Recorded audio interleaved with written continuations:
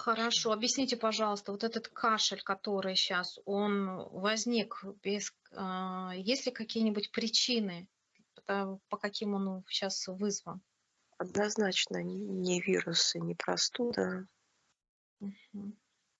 Он возник, как будто она хотела как-то крикнуть что-то такое, знаешь, Мгм. и у нее как не получилось что-то.